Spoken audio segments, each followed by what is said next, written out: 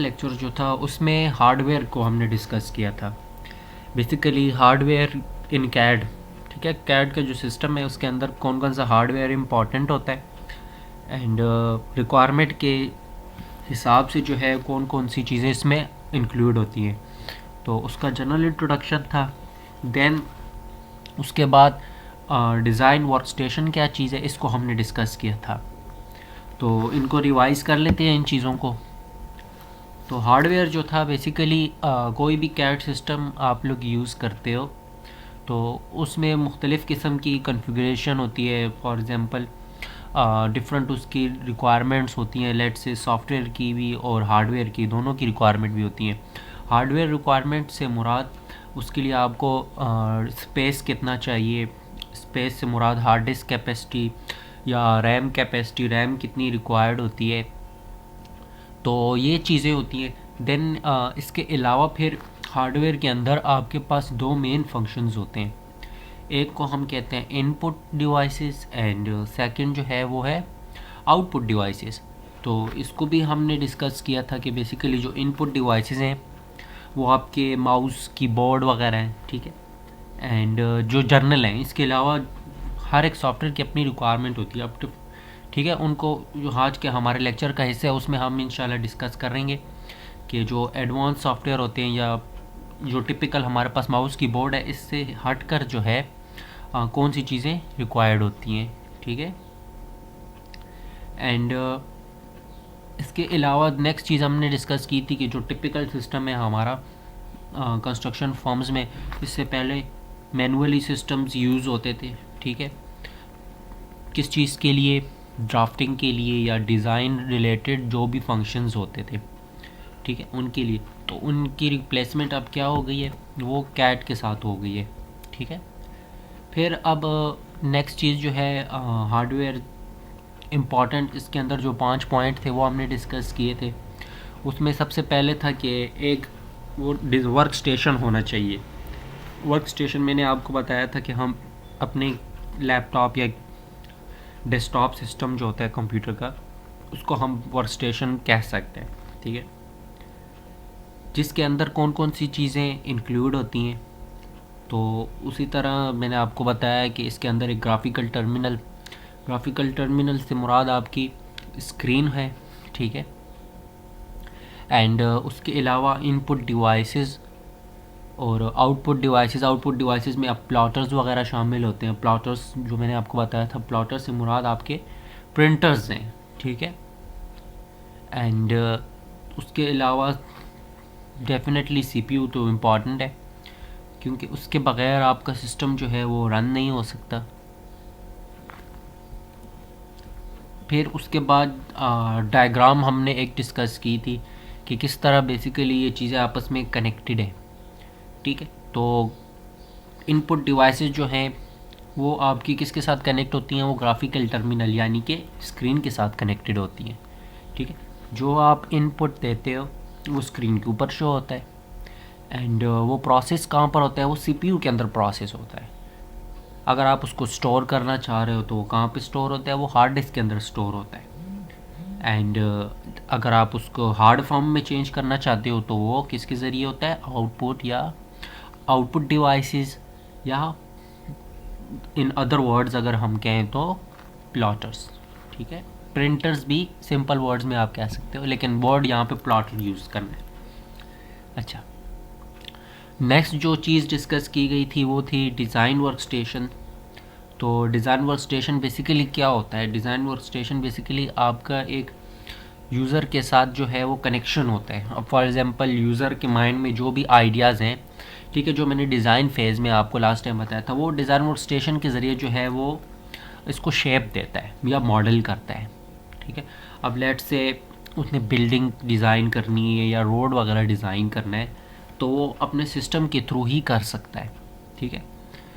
तो जो भी वो कमांड्स वगैरह देता है उसकी इमेज या ग्राफिक इमेज आप कह लें, वो आपको स्क्रीन या CRT जिसको हम कहते हैं, कैथोड रे ट्यूब, जो मैंने लास्ट लेक्चर में पढ़ाया था, उसके ज़रिए स्क्रीन पे आपको शो होती है, ठीक है। एंड उसके अलावा डिजिटल जितनी डिस्क्रिप्शंस होती हैं, आया वो उसके डायमेंशंस हो गए, उसके यूनिट्स हो गए, each and everything is included in that detail. ठीक है, उन डिज़ाइन की या उस ड्राइंग की डिटेलिंग में ये सब चीज़ें शामिल होती हैं। ये मैं लास्ट लेक्चर रिवाइज कर रहा हूँ, ठीक है, तभी मैंने वो शो नहीं किया। ठीक है, जब कुछ लड़के ज्वाइन कर लें तो और भी, तो मैंने कहा वेट करने से अच्छा है मैं रिवीजन करवा देता हूँ आप लोगों को लास्ट लेक्चर की। ठीक है, इसके बाद फिर नया लेक्चर स्टार्ट करते हैं, तब तक लड़के भी आ जाएंगे। अच्छा, उसके अलावा ये फंक्शन कैसे करता है, तो फंक्शन डेफिनेटली कमांड्स के ज़रिए होता है। ठीक है, अब जिस तरह मैंने लैब की क्लास में आप लोगों को बताया था कि किस तरह आपने कमांड्स इंटर करनी है। ठीक है, किसके ज़रिए, एक तो मैंने बताया था कि माउस के ज़रिए जो है आप लोग रेबन से यूज़ कर रहे थे, तो ये एक आपका तरीका था। एंड सेकंड मेथड क्या था, सेकंड मेथड आपका कमांड लाइन था। कमांड लाइन के ज़रिए आप डिफरेंट कमांड्स टाइप कर रहे थे। तो ये बेसिकली क्या था, ये आपका एक कम्युनिकेशन था यूज़र और सिस्टम के दरमियान में।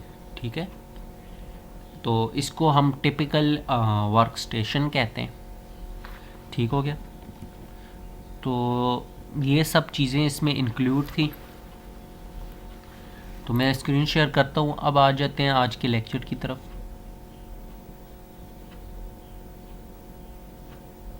जस्ट अ सेकेंड, मैं स्क्रीन शेयर कर लूँ, फिर स्टार्ट लेते हैं।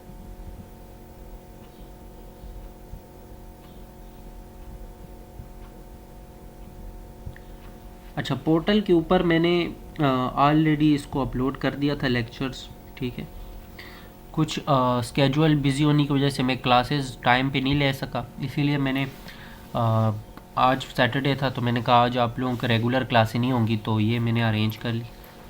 अच्छा, स्क्रीन नज़र आ रही होगी आप लोगों को?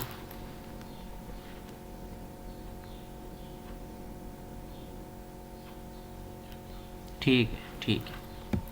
अच्छा, आज का जो लेक्चर है बेसिकली 5th लेक्चर है।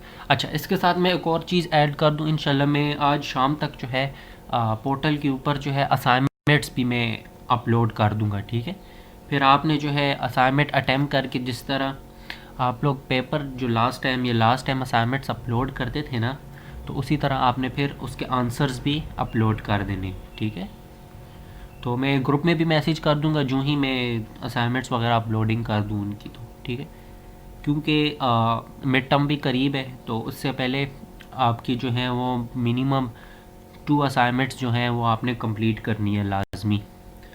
तो फिफ्थ फिफ्थ 5 जनवरी से एक्सपेक्टेड है, सेकेंड वीक जो है। ठीक है, ठीक है, एक्सपेक्टेड है। तो आई थिंक इसके बाद जो मुझे लग रहा है वो लास्ट वीक होगा, कमिंग वीक जो है, क्योंकि उसके बाद शायद मिड टर्म का जो है वो स्केड्यूल वगैरह आ जाए। ठीक है, तो कोशिश करें, कोर्स जो है इतना डिफ़िकल्ट नहीं है, उसको रिवाइज़ करें। मैंने यूट्यूब के ऊपर रिकॉर्डिंग्स जो हमारी क्लास की हैं वो भी मैंने अपलोड की हुई हैं। इसके अलावा पोर्टल के ऊपर मैंने उनके लिंक्स भी दिए हुए हैं। ठीक है, पोर्टल के ज़रिए भी आप एक्सेस कर सकते हो। एंड थोड़ा सा इसकी रिवीजन करें तो डिफ़िकल्ट नहीं होगा पेपर, लेकिन पेपर जो है उसके बारे में इंशाल्लाह मैं इन डिटेल पैटर्न के बारे में मैं फिर नेक्स्ट वीक में आपको बता दूंगा कि पेपर जो मेरा पेपर होगा वो उसका पैटर्न क्या होगा।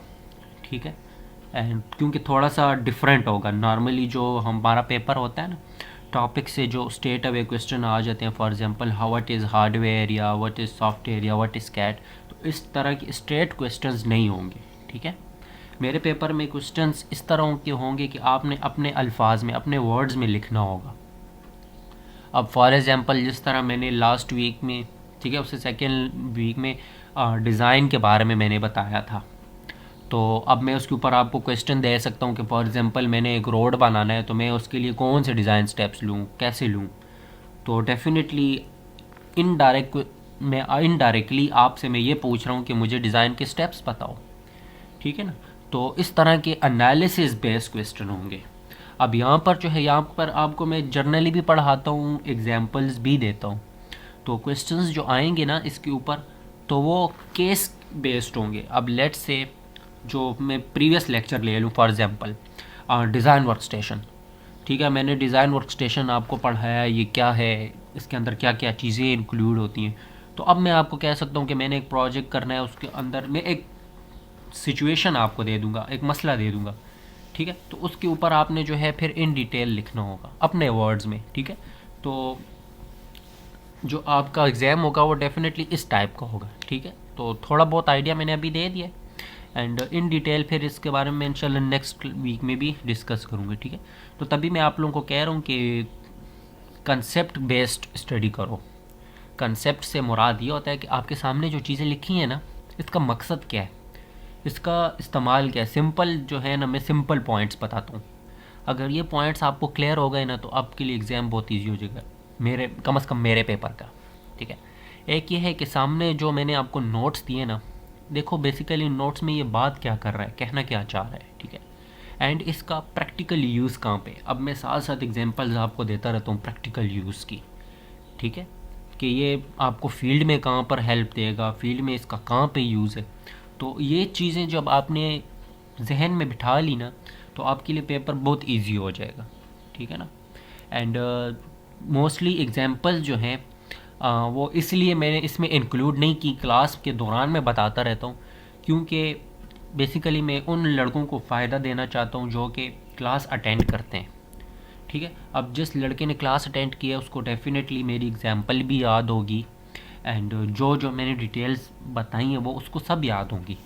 तो अब एक लड़का है वो क्लास नहीं ले रहा, वो जस्ट नोट्स वगैरह के ऊपर रिलाई कर रहा है, तो उसको ये चीज़ें नहीं पता होंगी डेफिनेटली। तो इस तरह से जो मैं एग्जांपल्स देता हूँ क्लास से, तो इससे भी एक दो क्वेश्चंस एक्सपेक्टेड होंगे, ठीक है। क्योंकि जो लड़के क्लास ले रहे हैं तो उनको एज देने के लिए, उनको एक्स्ट्रा पॉइंट्स के लिए, ठीक है, एक्स्ट्रा मार्क्स के लिए, तो इसीलिए डेफिनेटली डिफरेंस होना चाहिए जो लड़के क्लास लेते हैं और जो नहीं लेते, ठीक है। तो मैंने काफ़ी पॉइंट्स क्लियर कर दिए हैं, अब क्लास की तरफ आ जाते हैं। तो स्क्रीन पे सामने आपको नज़र आ रहा है ये आज के लेक्चर के हमारे टॉपिक्स हैं, ठीक है। तो आज हम डिस्कस करेंगे, लास्ट टाइम तो मैंने जर्नली आपको बताया था हार्डवेयर क्यों इम्पॉर्टेंट होता है, और फिर हमने जर्नली डिस्कस किया था कि डिज़ाइन वर्क स्टेशन जिसके अंदर सब चीज़ें इंक्लूड थी, इनपुट डिवाइसेस, आउटपुट डिवाइसेस। अब हम इनको थोड़ा सा वन बाय वन डिटेल में देखते हैं, इनके फंक्शन के हिसाब से, इनके काम के हिसाब से, कि ये हमें वर्क स्टेशन में या सॉरी हमें प्रोजेक्ट के अंदर कैसे हेल्प करेंगे। तो उसमें पहला है ऑपरेटर इनपुट डिवाइसेस, ठीक है। ऑपरेटर मींस जो आप हो या यूज़र जो भी सिस्टम के ऊपर काम करता है या जो उनको ऑपरेट करता है। ऑपरेट वर्ड का मतलब होता है यूज़ करना या चलाना, ठीक है। तो कौन से इनपुट डिवाइसेस हैं इनको हम इन डिटेल देखते हैं।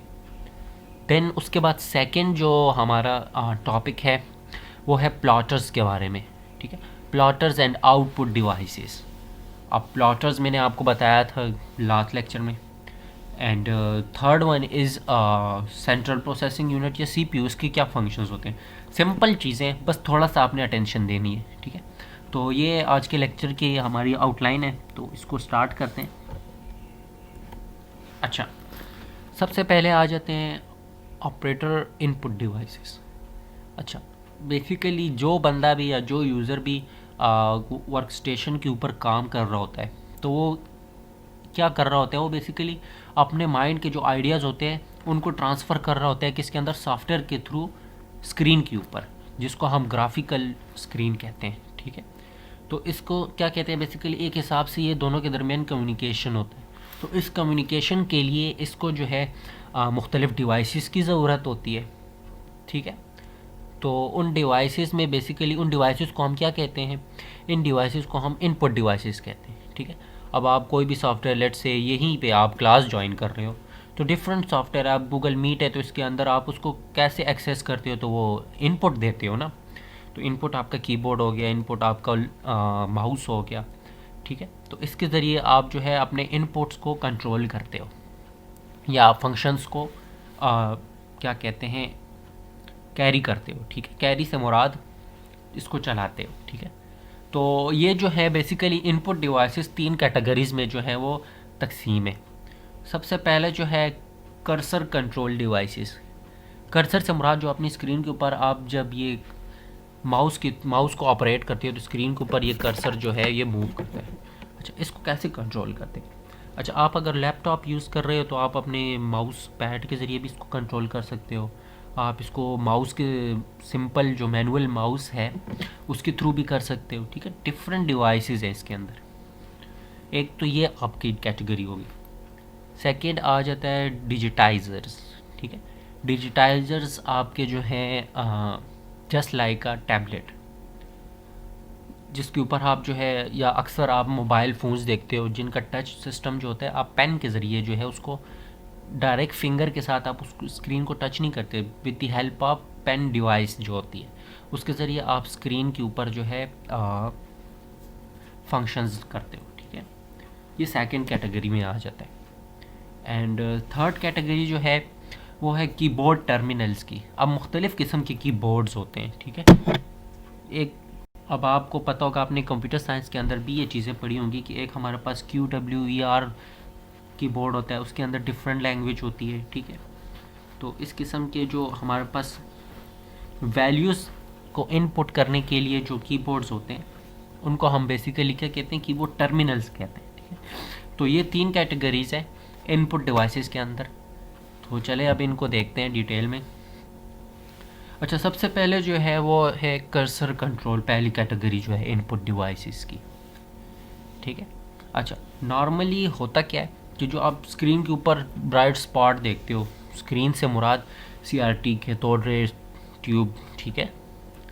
अच्छा, जहाँ पर भी आपको CRT वर्ड नज़र आए ना, तो इससे मुराद क्या होता है, स्क्रीन, ठीक है, कि ये स्क्रीन को रेफ़र करना चाह रहा है, ठीक है।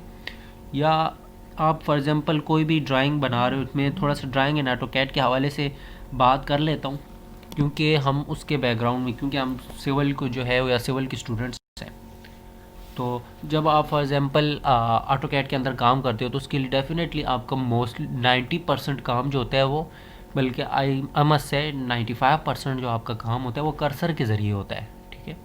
अब आप कर्सर के ज़रिए ही कमांड लाइन के अंदर लाइन जो है वो कमांड इंटर करते हो, या सामने जो आपका रिबन है वो एक्सेस होता है, या आप सामने जो वर्किंग एरिया है जो आपका इंटरफेस, ठीक है, उसके अंदर आप ड्राइंग को मूव करना, एक कोऑर्डिनेट देना, एक पॉइंट को सिलेक्ट करना, उसके ऊपर रेक्टेंगल, ट्रायंगल या जो भी आप ड्रा करना चाहते हो सब उसी के थ्रू ही आप ड्रा कर रहे हो।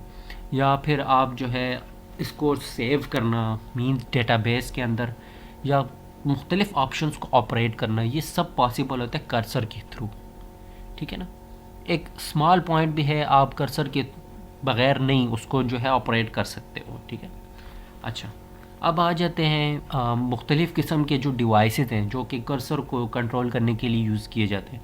एक तो टिपिकली हमें पता है माउस है, क्योंकि कॉमन यूज़ है उसका, हर किसी को पता है, वो जर्नल पर्पस के लिए, आम इस्तेमाल के लिए वो काफ़ी होता है, ठीक है। लेकिन जब आप एडवांस सॉफ्टवेयर की तरफ जाते हो, या अक्सर आप गेमिंग सॉफ्टवेयर की तरफ जाते हो, फॉर एग्ज़ाम्पल जो गेम्स के मोस्टली शौकीन है उनको ये चीज़ों का पता होगा, उसमें फिर आपके पास जो है इनपुट डिवाइस जॉयस्टिक यूज़ होती है, ठीक है। इसके अलावा आपके पास लाइट पेन, जिस तरह मैंने स्क्रीन की एग्जांपल दी है कि अक्सर टच की ज़रिए आप मैनुअल टच की बजाय पेन यूज़ कर रहे होते हो, ठीक है। एंड उसके अलावा जो है ट्रैक बॉल्स, जिसको हम माउस के कहते हैं, ठीक है, जो एक तो लेज़र माउसेस आपके पास हैं, ठीक है, जो आजकल डिजिटल आए हैं। एक आपके पास ओल्ड माउस होता था जिसके नीचे बॉल लगा होता था, ठीक है, वो बॉल के ज़रिए जो है वो मूवमेंट होती है, इसको हम कहते हैं ट्रैक बॉल। तो ये बेसिकली आसान अल्फाज में अगर आप इसको समराइज़ करना चाहो तो ये कह रहा है कि आपके पास जो स्क्रीन के ऊपर कर्सर आता है इसके लिए कौन कौन से डिवाइसेस इस्तेमाल होते हैं। तो सिंपली वो डिवाइसेस जो हैं आपके जॉयस्टिक आता है, ट्रैक बॉल आता है, ठीक है, लाइट पेन आता है, ठीक। तो ये सब चीज़ें इन शॉर्ट, ठीक है, कहने का मतलब ये था। इसके अलावा अच्छा, जो इनपुट डिवाइसेस की नेक्स्ट कैटेगरी है वो है डिजिटाइज़र्स। अच्छा, डिजिटाइज़र्स क्या होते हैं?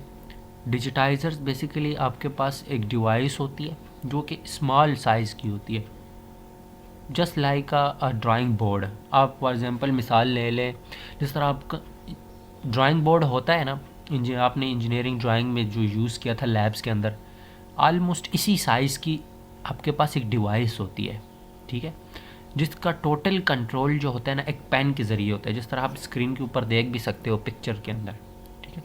नॉर्मली जो आपके एडवांस प्रोजेक्ट्स होते हैं या आपके पास बड़ी कंस्ट्रक्शन फर्म्स होती हैं जिनका बजट बहुत हाई होता है, ठीक है,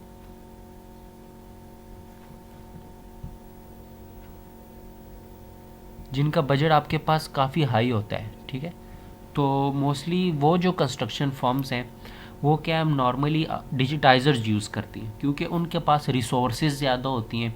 तो इंस्टेड ऑफ वो आप लैपटॉप या कंप्यूटर के वो डिजिटाइजर्स यूज़ करते हैं क्योंकि डिजिटाइजर्स बेसिकली कह लो जिस तरह आप पेपर के ऊपर ड्राइंग बना रहे हो, सिंपली इसी तरह आप एक इलेक्ट्रॉनिक स्क्रीन के ऊपर कहीं पे भी पेन घुमा रहे हो तो वो जो है उसको इलेक्ट्रॉनिकली ड्रा कर रहा है, ठीक है, तो इसको आप इलेक्ट्रॉनिक ड्राइंग बोर्ड भी कह सकते हो आसान अल्फाज में, ठीक है।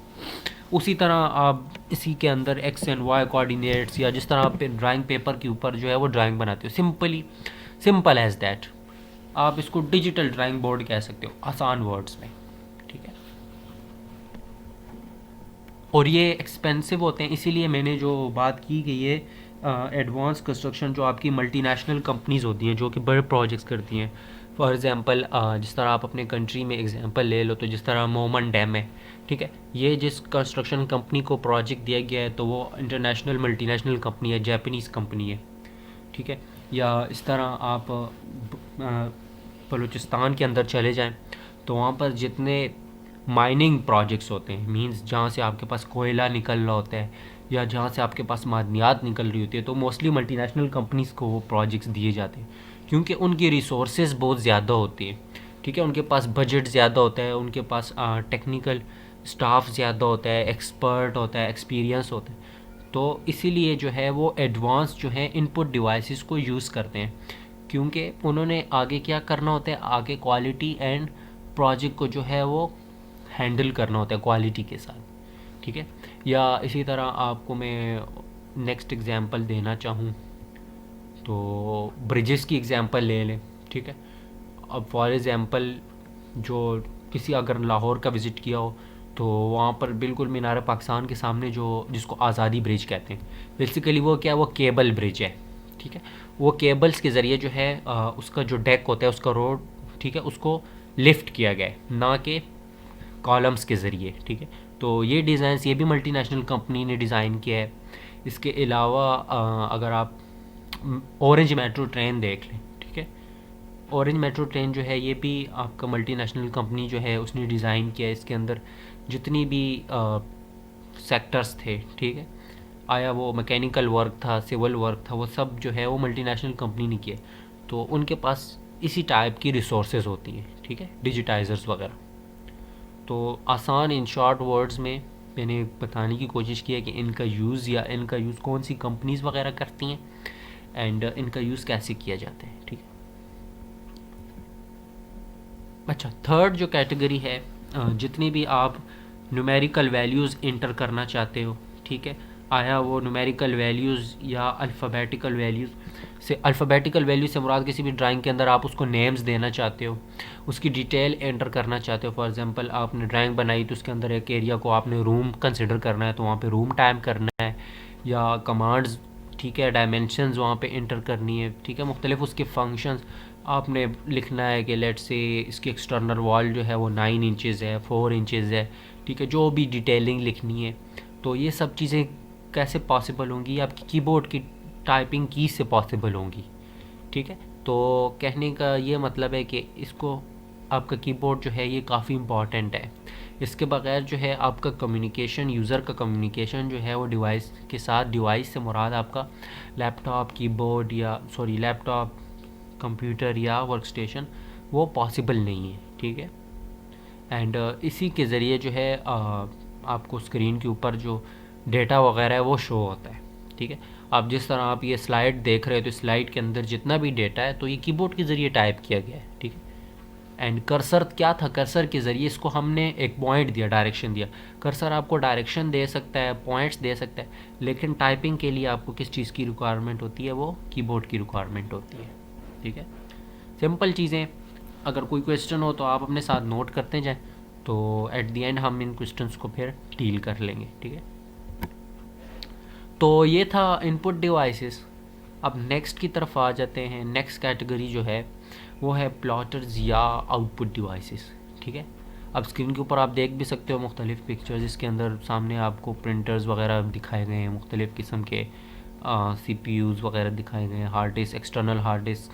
तो इसी तरह जिस तरह मैंने आपको इनपुट डिवाइसेस में बताया था कि इसकी 3 कैटेगरीज़ होती हैं, सिमिलरली सेम अब आउटपुट डिवाइसेस है तो इसके अंदर भी 3 कैटेगरीज शामिल है। एक जो है पेन प्लॉटर्स हम कहते हैं, ठीक है। सेकंड जो है वो पेन प्लॉटर से मुराद आपके प्रिंटर्स, ठीक है। अब प्लॉटिंग बेसिकली क्या वर्ड है, तो प्लॉटिंग कहते हैं कि आपने ड्राइंग बनाई है, तो मैंने जिस तरह बताया था ऑटोकैड का आपका जो स्क्रीन होती है वो अनलिमिटेड होती है। आप उसमें किलोमीटर्स के हिसाब से भी ड्राइंग बना सकते हो, या एक सेंटीमीटर से लेके किलोमीटर्स तक जितनी आपके पास लेंथ है उसके ऊपर आप ड्राइंग बना सकते हो। अनलिमिटेड आपके पास स्पेस होता है। लेकिन जब आप उसको जो ही हार्ड फॉर्म में लेके जाना चाहते हो ना, प्रिंट करने की तरफ जाना चाहते हो, तो उसको फिर आपने यूनिट्स सेट करने होते हैं, क्योंकि आपके पास किलोमीटर्स की लेंथ पे तो आप पेजेस पे उसको प्रिंटिंग नहीं दे सकते ना। तो उसको शो करने के लिए पेज के साइज़ के हिसाब से, जिस तरह मैंने आपको बताया था कि हमारे पास डिफरेंट साइज़ के पेजेस होते हैं, A1 A2 A3 A4 different size हैं, ठीक है ना। तो उसके साइज़ के हिसाब से अब आप कौन से पेज पे प्रिंट करना चाहते हो, साइज़ के हिसाब से जब अपनी ड्राइंग को सेट करते हो तो इसको हम कहते हैं प्लॉटिंग करना, ठीक है। आसान अल्फाज में जिस तरह हम कहीं पे ज़मीन आपने ले ली है, ठीक है, आपने 2 कनाल ज़मीन ले लिए, 3 का, मैं थोड़ी सी जनरल एग्जांपल देता हूँ, 3 कनाल ज़मीन ले लिए, तो जब आप उसको कहते हो कि मैं इसको तकसीम करना चाहता हूँ अपनी ज़रूरत के हिसाब से, मैं 3-3 मरले के प्लॉट बनाना चाहता हूँ, मैं 5-5 मरले की तकसीम करना चाहता हूँ, तो इसको हम प्लॉट क्या कहते हैं, बेसिकली प्लॉट कहते हैं डिवाइडेड पार्ट। तो यहीं से ये वर्ड जो है वो प्लॉट निकला है, ठीक है। हम कहते हैं 3 मरले का प्लॉट है, 4 मरले का प्लॉट है, तो प्लॉट कहते हैं डिवाइड को, ठीक है। तो ये थोड़ा सा मैंने इस अल्फाज के ऊपर बता दिया आपको। अच्छा, नेक्स्ट जो कैटेगरी है, अब कौन से टाइप के प्रिंटर्स हैं, ठीक है। तो इसको जो कि आपको हार्ड कॉपी यूनिट हम इनको कहते हैं, ठीक है। हार्ड कॉपी आपको पता है, एक हार्ड कॉपी होती है, एक सॉफ्ट कॉपी होती है। सॉफ्ट कॉपी जो स्क्रीन के ऊपर आप फाइल सेव करते हो, एंड हार्ड जो आपके प्रिंटेड शक्ल में जो हार्ड फॉर्म में आपके सामने आती है। तो इसके लिए कौन कौन से डिवाइसेस यूज़ होते हैं, तो वो हम इस सेकंड कैटेगरी में आके डिस्कस करेंगे। And the last one is electrostatic plotters, ठीक है। ये भी आपके पास एक कैटेगरी है प्लॉटिंग की। तो इन तीनों को आए अब हम 1 बाय 1 देखते हैं। अच्छा, सबसे पहले जो मैंने थोड़ा सा ब्रीफली आपको बताया पेन प्लॉटर्स के बारे में, ठीक है। अच्छा, बेसिकली होता क्या है कि जो क्वालिटी होती है, अब प्लॉटिंग तो आपने करनी है, ठीक है। जो ड्राइंग में मैंने आपको बताया कि ऑटोकैड की ड्राइंग को आपने प्रिंट करने के लिए लेके जाना है, तो आपको साइज़ की एडजस्टमेंट करनी होगी, ठीक है। तो उसके लिए क्या चीज़ आपको ज़रूरत होती है, उसके लिए आपको प्लॉटर की ज़रूरत होती है, ठीक है। इसको हम जब हम लैब में जाएंगे तो इंशाल्लाह ये प्लॉटर्स का टॉपिक आई थिंक आपका मिड के बाद का आ रहा है, ठीक है। तो उसमें फिर जब हम प्रैक्टिकल करेंगे तो काफ़ी डिटेल में आपको जो है वो कवर हो जाएगा। तो इसकी जो क्वालिटी होती है वो आम ड्राइंग से ज़्यादा होती है। आम ड्राइंग से मुराद जो आप स्क्रीन के ऊपर बना रहे हो उससे इसकी क्वालिटी या इमेज की क्वालिटी, आसान अल्फाज में मैं कहूँ तो वो ज़्यादा होती है, ठीक है। तो नेक्स्ट पॉइंट की तरफ चलते हैं फिर। तो नेक्स्ट है आपका हार्ड कॉपी यूनिट। अच्छा, हार्ड कॉपी यूनिट वो मशीन जो कि आपके पास प्रिंटिंग करती है, ठीक है।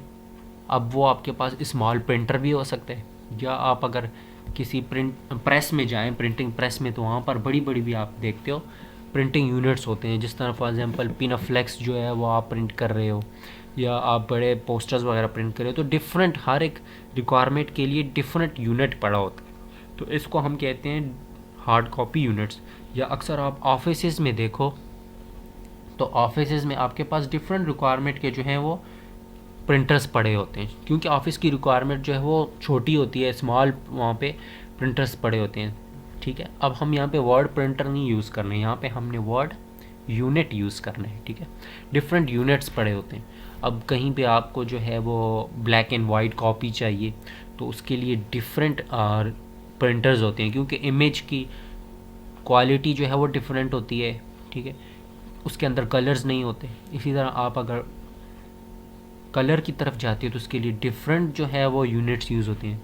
तो बेसिकली ये फोकस जो है आसान वर्ड्स में कह रहा है कि आपकी रिक्वायरमेंट के हिसाब से जो है जिसको आप प्रिंट लेना चाहते हो उसको हम हार्ड कॉपी यूनिट कहते हैं। ठीक है। अच्छा, लास्ट की तरफ जाते हैं। तो लास्ट में बेसिकली वही पॉइंट जो है इलेक्ट्रोस्टैटिक प्लॉटर्स, इसी में वही पॉइंट को डिस्कस किया जा रहा है कि स्पेसिफिकेशंस। आसान वर्ड्स, स्पेसिफिकेशन किसे हम कहते हैं? स्पेसिफिकेशन कहते हैं कि आपको फॉर एग्ज़ाम्पल एक लाइन जो है वो कितने टाइम में प्रिंट करे, या एक मिनट में आपको कितने प्रिंट्स चाहिए, या आपको कलर प्रिंट चाहिए तो कलर की क्वालिटी क्या होनी चाहिए। ठीक है, आपके पास प्रिंटर ठीक है तो उसका साइज़ क्या होना चाहिए, क्योंकि आपको कौन से साइज़ का प्रिंट चाहिए। तो ये सब चीज़ें जो हैं किसके ज़रिए पॉसिबल होती हैं? ये सब चीज़ें इलेक्ट्रोस्टैटिक प्लॉटर के ज़रिए जो है वो पॉसिबल होती है, क्योंकि ये इलेक्ट्रॉनिक डिवाइसेस हैं जो कि विद इन सेकेंड जो है आपके पास प्रिंटिंग जो है वो करते हैं। ठीक है। अच्छा, इनकी कैपेसिटी का अगर हम अंदाज़ा लगाएं तो नॉर्मली ये जो है वो 1200 प्रिंट्स या 1200 लाइंस पर मिनट करते हैं। ठीक है, प्रिंट करते हैं।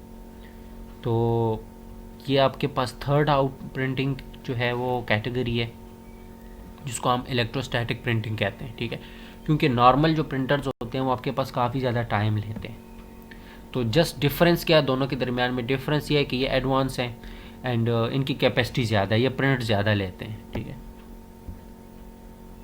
एंड तो लास्ट स्लाइड है, तो ये आई थिंक इसको एक्सप्लेन करने की ज़रूरत नहीं है, क्योंकि हम बचपन से ही इन चीज़ों को पढ़ते हैं। सेंट्रल प्रोसेसिंग यूनिट, तो what is central processing unit? तो it's simply is the brain of computer है। ठीक है, इसके अंदर हर एक चीज़ जो है वो प्रोसेस होती है।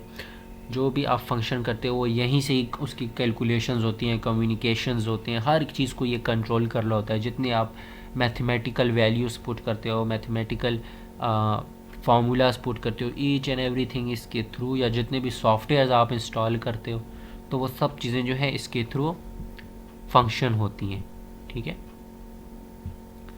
So this was our today's lecture. So if you have any kind of question or any confusion, just ask.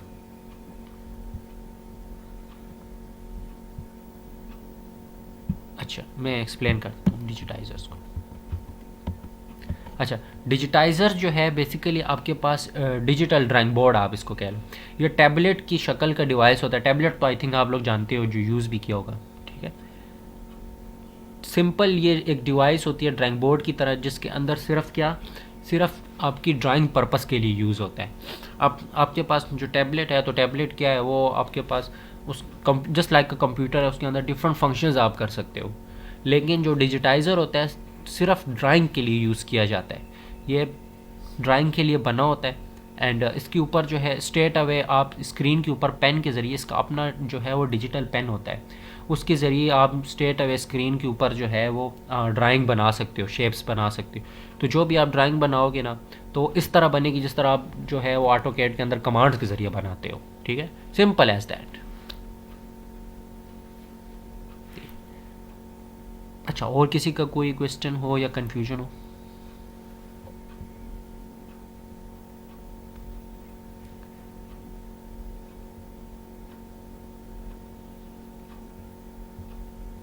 अच्छा, इसकी रिकॉर्डिंग में